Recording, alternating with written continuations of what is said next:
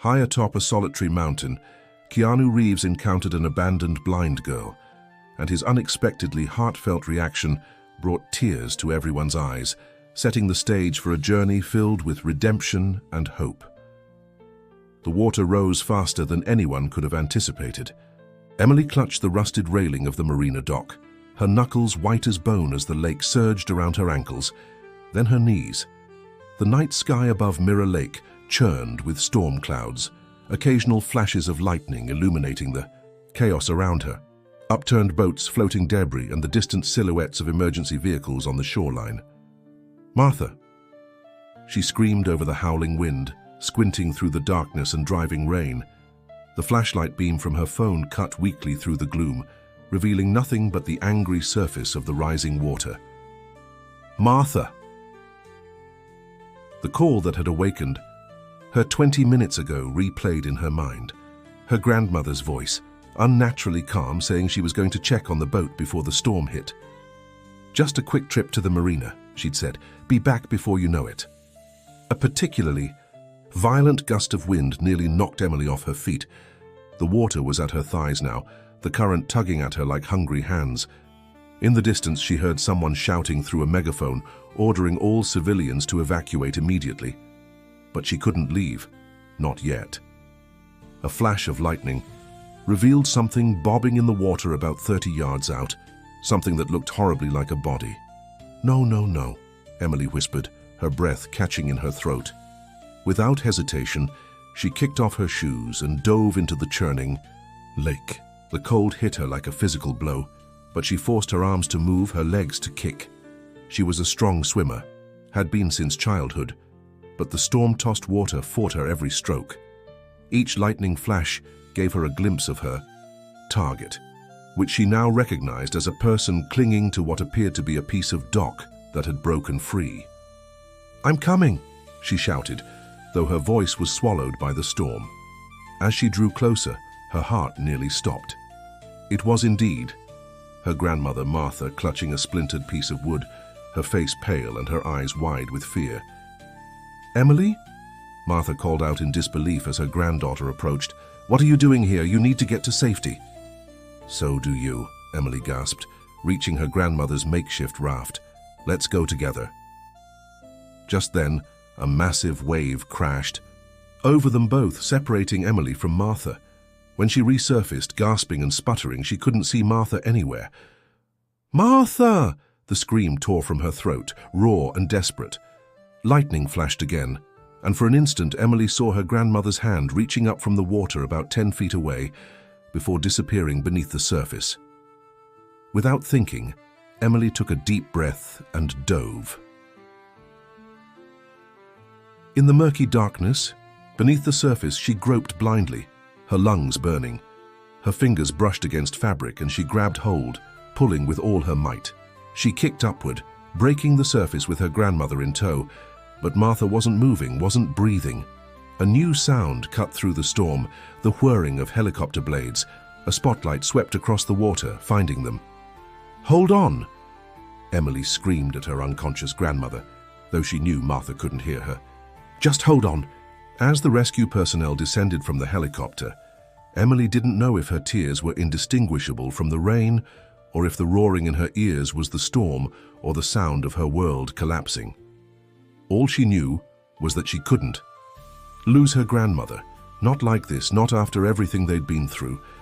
"Don't you dare leave me," she whispered fiercely into Martha's ear as the rescuers reached them. "We're not done yet." 15 months earlier, Emily Parker had stood in the doorway of her childhood home in Silver Creek, staring at her grandmother as though she were looking at a stranger. The midday sun streamed through the kitchen windows, casting everything in a golden light that seemed at odds with the tension filling the room. "You're selling the house?" Emily's voice was flat with disbelief. "Without even talking to me about it." Martha Parker, 68, wiped her hands on a dish towel, avoiding her granddaughter's accusing gaze. At 5'7", she was still striking, with silver-streaked dark hair pulled back in a loose ponytail and the kind of effortless posture that came from decades of tending to her garden and caring for Emily. "I didn't think I needed your permission, Emily." Martha's voice carried a defensive edge. You haven't lived here in 8 years. This isn't about permission, it's about... Emily gestured helplessly around the kitchen where she'd grown up, where her grandfather Henry had taught her to make pancakes shaped like animals, where their family had been. Sahol once. This is Henry's house too. Martha stiffened. Your grandfather has been gone for 6 years. And you think he'd want you to just... what? Erase everything and move to a houseboat?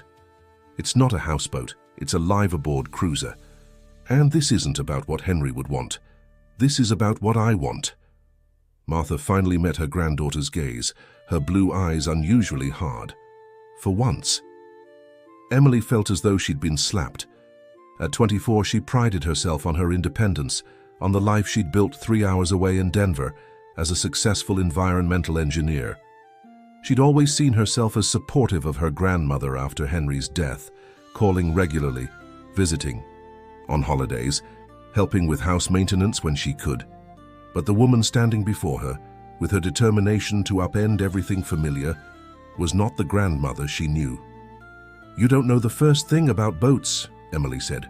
I've been taking classes for months. Classes? Martha, you've never even mentioned wanting to live on the water. Martha placed the dish towel carefully on the counter, because I knew you'd react exactly like this. The silence that followed was broken only by the ticking of the antique clock that had been in the house since before Emily was born. I feel like I don't even know you anymore, Emily finally whispered. Martha's shoulders sagged slightly. Maybe you don't. Maybe I don't know myself either, but I'm trying to find out. That night, Emily lay awake in her old bedroom, staring at the glow-in-the-dark stars Henry had painstakingly arranged on her ceiling in the exact pattern of the night. Sky on the day she was born. How could Martha leave this house with all its memories? The thought of strangers living here, perhaps painting over the height marks on the kitchen doorframe or replacing the creaky third step on the stairs, made her heart ache. But as the hours passed, another thought emerged, one that made her stomach knot with guilt. Had she been so focused on preserving her grandfather's memory that she'd failed to see her grandmother as a person with her own needs and desires? The next morning, Emily found Martha sitting on the dock behind the house watching the sunrise over Mirror Lake. Without a word, Emily sat down beside her. "Show me the boat," she said quietly. Martha turned to her, surprise and cautious hope in her eyes. "Really?" "Really. If you're going to become Captain Martha, I should at least see this vessel you're so set on." The smile that spread across Martha's face was the most genuine Emily had seen in years. The Serenity, a 36-foot cruiser with faded blue trim, was not what Emily had expected. Far from luxurious, it was clearly a project boat with peeling paint and outdated fixtures. But as Martha led her through it, pointing out her plans for renovations with unexpected technical knowledge, Emily began to see something she'd missed before: passion. Her grandmother's eyes lit up as she described how she would transform the small galley kitchen, where she would place a writing desk by the window, how the bedroom at the bow would catch the morning light. "Henry taught me to sail when I was young," Martha revealed as they stood on the deck. "Did I ever tell you that? It was before we were married. For our first anniversary, we rented a boat and spent a week on Lake Michigan." She ran her hand along the weathered railing. "It was the freest I've ever felt." Emily stared at her grandmother. "No, you never told me that." That summer became one of unexpected discovery. Instead of returning to Denver, Emily took a leave of absence from her job and stayed in Silver Creek, helping Martha pack up the house and renovate the boat. In the process, she unearthed stories about her grandparents she'd never heard, how Henry had been terrified of water until Martha taught him to swim, how they'd once considered moving to Seattle to live on a houseboat, how they'd promised each other they would never stop having adventures. "He made me swear I wouldn't become a sad widow," Martha confessed one evening as they sanded the boat's deck. "The night before he died, when we knew it was coming soon, he made me promise I wouldn't let grief define the rest of my life." Her voice broke slightly. "It took me 5 years to figure out how to keep that promise." Slowly, Emily began to understand. Her grandmother wasn't erasing Henry's memory. She was honoring a promise to him and to herself. By August, with the house sold and the boat renovation nearly complete, Emily prepared to return to Denver. But as she packed her bags, she felt an unexpected reluctance. "You know," Martha said, leaning against the door frame of the guest cabin where Emily had been staying, "this boat has 2 bedrooms." Emily looked up from her suitcase. "Martha, I have a job in Denver. Remote work is a thing now, isn't it? For environmental engineers who specialize in water quality. Like, say, someone who might want to study the effects of tourism on lake ecosystems." Emily narrowed her eyes. "Have you been talking to my boss?" Martha's innocent shrug didn't fool her for a second. "Maybe I ran into Diane at the farmer's market. Maybe she mentioned that your firm is looking to expand its research on freshwater conservation. Maybe we talked about how Mirror Lake would be an ideal case study." "Maybe you're meddling," Emily said, but she couldn't keep the smile from her face. "Maybe I'm not ready to say goodbye to my granddaughter again," Martha admitted softly. "And maybe a part of you isn't ready to leave." Emily looked around the small cabin, at the porthole window framing a perfect view of the water, at the built-in bookshelf she'd installed herself, at the space that somehow already felt more like home than her apartment in Denver ever had. "I'll think about it," she said, but they both knew she had already decided.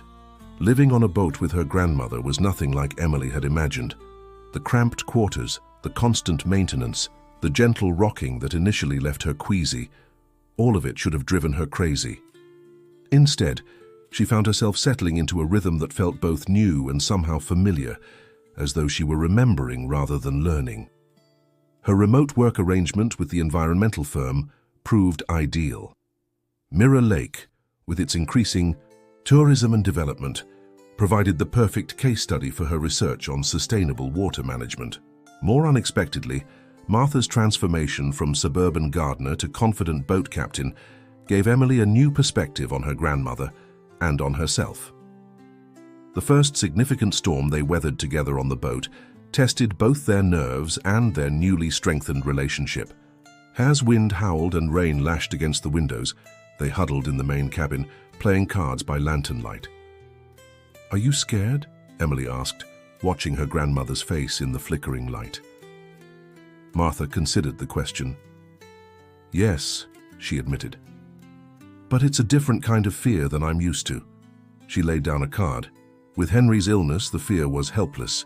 There was nothing I could do to stop what was happening. But this, she gestured to the storm around them, this is a fear I can work with. We prepare, we adapt, we survive. "When did you get so wise?" Emily asked, only half joking.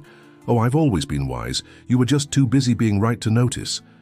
Their laughter, rising above the storm, felt like a kind of magic. But not all was smooth sailing. As winter approached, Martha grew increasingly restless, spending hours studying weather patterns and nautical charts. When she finally revealed her plan to take the Serenity south for the winter, navigating down the Mississippi to the Gulf of Mexico, Emily balked. "You can't be serious. That's a massive journey and you're still a novice." "I won't be alone," Martha countered. "There's a whole community of liveaboards who make this trip annually, safety in numbers." "And what about me? I can't just abandon my research project." "So don't come," Martha said simply. "Stay at the marina here, finish your work, join me in the spring." The suggestion felt like an abandonment, bringing old insecurities rushing back. "So after convincing me to move onto this boat with you, you're just going to leave?" "I'm not leaving you, Emily. I'm living my life." "There's a difference." The argument that followed was their worst since Emily had first learned about the boat. It ended with doors slamming, as much as doors could slam on a boat, and a painful silence that stretched into days. During that time, Emily threw herself into her work, collecting water samples from increasingly remote parts of the lake. On one such expedition, she encountered Jason, a local fisherman in his early 30s, with an easy smile and an unexpected degree in marine biology. "Your grandmother mentioned you might be out here," he said, maneuvering his boat alongside her small research craft. "She asked me to keep an eye out for you." Emily bristled. "I don't need a babysitter." Good thing I'm not offering to be one, he replied mildly. But I do know these waters better than most. If you're looking for evidence of agricultural runoff, you're in the wrong cove. His expertise proved valuable, and over the following weeks, Jason became both a research assistant and a confidant. When Emily told him about Martha's winter migration plans, expecting sympathy, his response surprised her. "Sounds like an amazing adventure," he said, as they catalogued water samples in his family's boathouse. "My grandfather made that journey twice, said it changed how he saw America." "You don't think it's reckless?" Jason considered this. "Life's reckless, Emily, but we don't get to keep people safe by keeping them still." His words stayed with her, resonating uncomfortably with memories of Henry's final days, when he'd insisted on being moved from the hospital to the lakeside despite doctors' warnings about the risks of transport. "I want to see the water one more time," he'd said. And though it had terrified her, Emily had helped make it happen, because she'd understood that sometimes living fully was more important than living safely. The night before Martha was scheduled to depart with the winter flotilla, Emily finally returned to the Serenity. Her grandmother was on deck securing equipment. "You should check the barometer," Emily said by way of greeting. "There's a low-pressure system moving in from the northwest." Martha straightened, studying her granddaughter's face. "Already did. We're leaving a day early to stay ahead of it." Emily nodded, then took a deep breath. "I'm still not coming with you." "I know.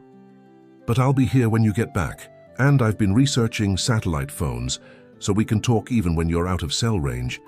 And Jason, you remember Jason Hayes? He knows people at most of the marinas along your route, so if you need anything." Martha stepped forward and pulled Emily into a tight embrace, cutting off her nervous babbling. "I'm coming back," she whispered fiercely. "You know that, right?" Emily hugged her grandmother back, suddenly aware of how fragile she felt, how mortal. "You'd better. We still have a lot of boat renovations to finish." The next morning, as the flotilla of boats prepared to depart, Emily stood on the dock watching her grandmother confidently navigating the Serenity out of the slip. The sight filled her with an unexpected mix of pride and terror, the same emotions. She imagined that Martha must have felt watching Emily drive away to college, to her first job, to her independent life in Denver. "Stay safe," she called out. Martha, standing at the helm with the rising sun behind her, smiled and called back, "Stay curious." It became their farewell ritual over the following months, as Emily remained in Silver Creek, deepening her research and her connections to the community, while Martha sent updates from her journey south. Their conversations, sometimes clear and sometimes staticky through the satellite phone, built a bridge across the distance. When spring arrived, bringing Martha back to Mirror Lake, Emily was shocked to realize how much she had changed in her grandmother's absence. She had developed confidence in managing the boat on her own, had established herself as a respected voice in local environmental conservation efforts, and had even begun a tentative romance with Jason, whose quiet steadiness balanced her intensity. More, surprisingly, she'd made peace with the idea that loving someone meant supporting their freedom, not containing their possibilities. That summer was the happiest Emily could remember since before Henry's illness. She and Martha developed a comfortable rhythm of togetherness and independence. They hosted community events on the lake, advocating for conservation, while celebrating the water that had become central to their lives. They completed the boat renovations, transforming the Serenity into a true home that honored both the past and the future. And when autumn approached once more, they began planning their next journey, together this time without fear, which made it all the more cruel when the unexpected storm hit Mirror Lake in late September, 2 days before they were set to depart. The hospital waiting room smelled of antiseptic and coffee. Emily sat rigidly in an uncomfortable chair, still wearing the hospital-issued scrubs they'd given her when they'd cut off her soaking clothes.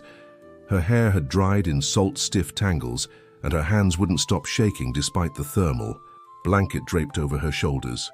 Jason sat beside her, his presence a silent comfort. He'd arrived at the hospital minutes after the ambulance, having heard about the storm rescue on the emergency channel he monitored as part of the volunteer fire department. "She's going to be okay," he said, not for the first time. Martha is the strongest person I know, except for maybe you. Emily nodded mechanically, though the doctor's earlier words, significant water in the lungs, hypothermia, waiting to assess neurological function, kept replaying in her mind. I knew. Something was wrong, she whispered. When she didn't come back from checking the boat, I knew, but I waited too long to go look for her. You couldn't have known how quickly the water would rise. Jason's hand covered hers. No one predicted the dam would breach. The flash flood had caught everyone by surprise. What should have been a manageable storm had turned catastrophic when the old dam at the north end of Mirror Lake failed, sending a surge of water through the lower basin where the marina was located. In the chaos, several boats had broken free from their moorings, including the Serenity. The doctor who approached them looked exhausted, his surgical cap still on his head. Emily stood immediately, her heart in her throat. She's stable, he said, and Emily felt her knees weaken with relief. We've moved her to the ICU. The next 24 hours will be critical, but she's breathing on her own, which is a very good sign. Can I see her? The doctor nodded. Briefly, she's been asking for you. Martha looked smaller somehow, lying in the hospital bed with monitors beeping softly around her. Her normally vibrant face was pale, dark bruises blooming along one cheekbone. But her eyes, when they opened at Emily's approach, were clear and alert. There you are, Martha whispered, her voice hoarse. Emily carefully took her grandmother's hand, mindful of the IV line. Here I am. Where else would I be? You saved me. We saved each other. Martha's fingers tightened weakly around Emily's. The Serenity! Emily hesitated, then decided her grandmother deserved the truth. She's gone, broke completely free and capsized near the dam ruins. Martha closed her eyes, a tear slipping down her temple. All our work. Hey, Emily said gently, wiping away her grandmother's tear. It's just a boat. We can build another one. She paused, then added, together. Martha's eyes opened again, searching her granddaughter's face. You still want to? More than ever. The next few days were a blur of hospital visits, insurance, claims, and community support. The damage to Silver Creek was extensive, with several homes and businesses flooded beyond repair. The marina was in shambles, boats tossed like toys across the landscape. But amid the destruction, something remarkable happened. The community rallied, not just to rebuild, but to reimagine. Emily found herself at the center of discussions about sustainable reconstruction, about creating infrastructure that would withstand future storms while preserving the lake's ecological balance. And when Martha was finally released from the hospital a week later, she joined these conversations from her recovery bed set up in Jason's family guest house, offering perspectives shaped by her journey down the Mississippi. We need to think of the lake as a living system, she insisted during one community planning session. What happens upstream affects everyone downstream. 1 month after the storm, on a crisp October morning, Emily took Martha back to the marina for the first time since the flood. The cleanup was well underway, with volunteers and construction crews working side by side. Where their dock had once stood, a new structure was taking shape, stronger and more resilient than before. I've been thinking, Emily said, as they carefully picked their way along the shoreline, about what our next boat should be. Martha raised an eyebrow. Oh? Something more sustainable. Maybe electric or hybrid, something designed for research as well as living. Emily handed her grandmother a folder containing preliminary sketches. I've been working with an architect who specializes in floating homes. He thinks we could create something that's part living space, part research station. Martha studied the drawings, her expression thoughtful. This would be quite an undertaking. Bigger than the Serenity, Emily acknowledged, but we wouldn't be doing it alone. She gestured toward where Jason was helping direct the installation of new solar-powered lights along the reconstructed boardwalk. The whole community wants to be part of it. As they stood there, watching the lake that had nearly taken everything, from them, now calm and glittering in the autumn sunlight, Emily felt a profound sense of peace. The fear wasn't gone, She suspected she would always feel a flutter of anxiety when storm clouds gathered, but it no longer controlled her. "You know what Henry would say about all this?" Martha asked softly. Emily smiled. "That we're absolutely crazy?" "That too, but he'd also say we finally figured it out." "Figured what out?" Martha turned to look at her granddaughter, love and pride shining in her eyes. "That the most beautiful journeys don't take us away from home. They help us find it." Emily put her arm around her grandmother's shoulders, and together they faced the water, not as a threat, but as a promise. Whatever came next, they would navigate it together, beneath still waters and through the fiercest storms alike.